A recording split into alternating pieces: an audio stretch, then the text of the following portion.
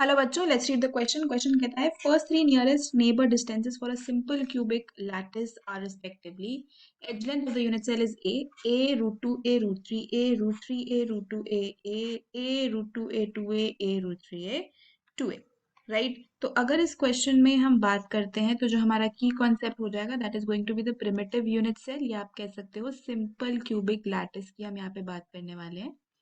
देखो, simple cubic lattice क्या होता है, इसमें एटम्स सिर्फ और सिर्फ कॉर्नर पे प्रेजेंट होते हैं, राइट।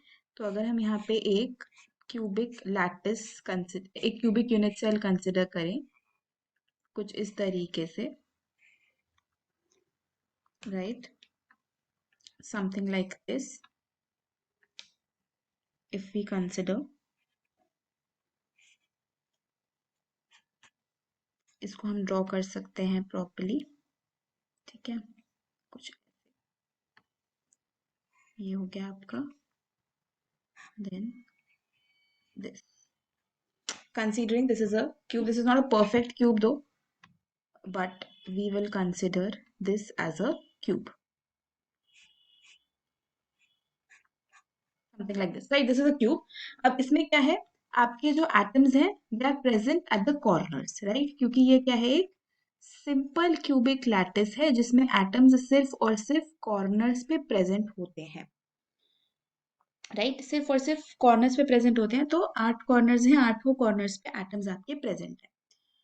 अब नियरेस्ट डिस्टेंसेस क्या हो सकते हैं, अब अगर यहाँ पे हम ए बी सी से समझ लें, ए बी सी बना दें यहाँ पे, मतलब इसको कंसिडर कर लो, ये ए है, ये बी है, ये सी है, दिस इज अपोजिंगली डी, ओके, ऐसा है, ये ई हो गया आपका,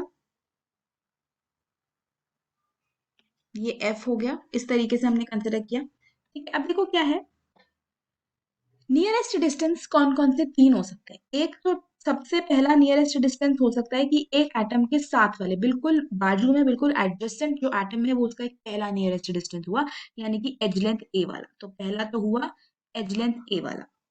दूसरा नियरेस्ट डिस्टेंस कौन सा हो सकता है, जो उसके फेस डायगोनल पे हो।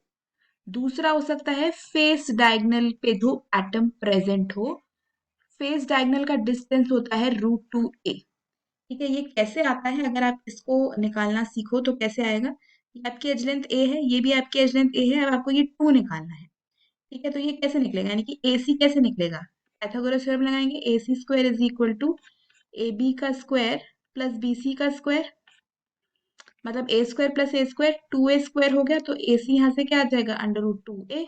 तो यही आपका फेस डायगोनल है, ठीक है। और जो तीसरा हो सकता है, तीसरा क्या हो सकता है कि उस एटम के सामने एक एटम प्रेजेंट हो, यानी कि ये वाला, उस एटम के बिल्कुल सामने एक एटम प्रेजेंट हो। तो जो तीसरा होता है उसको हम बोलते हैं बॉडी डायगोनल। तो ये तीन नियरेस्ट डिस्टेंसेस हो सकते हैं। Body diagonal is at a distance of √3a। अब ये कैसे निकाला जाता है, अगर ये निकालना चाहते हैं हम, तो ये हम कैसे निकालेंगे। अब देखो, यहाँ पे क्या है ना, फेस डायगोनल की वैल्यू आपको पता है, फाइन, फेस डायगोनल की वैल्यू आपको पता चल गई, ये बॉडी डायगोनल हो गया, और यहाँ पे एक एज लेंथ भी लाई कर रही है, ठीक है। तो एक ए हो गया, एक √2a हो गया, और आपको यहाँ से निकालना है ए ई पर्टिकुलरली। तो ए ई का जो स्क्वायर हो जाएगा that is going to be A C का स्क्वायर प्लस में आपके पास आ जाएगा ई सी का स्क्वायर, इस तरीके से।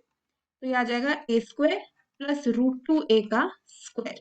तो यहाँ से ए ई जो निकल के आ जाएगा वो √3a हो जाएगा, which is the body diagonal. तो तीन जो नियरेस्ट डिस्टेंसेस होते हैं वो होते हैं ए, √2a एंड √3a, जो कि आपको ऑप्शन 1 में दिया है।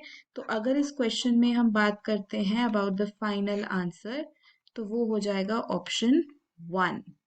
Hope you understood it well, best of luck.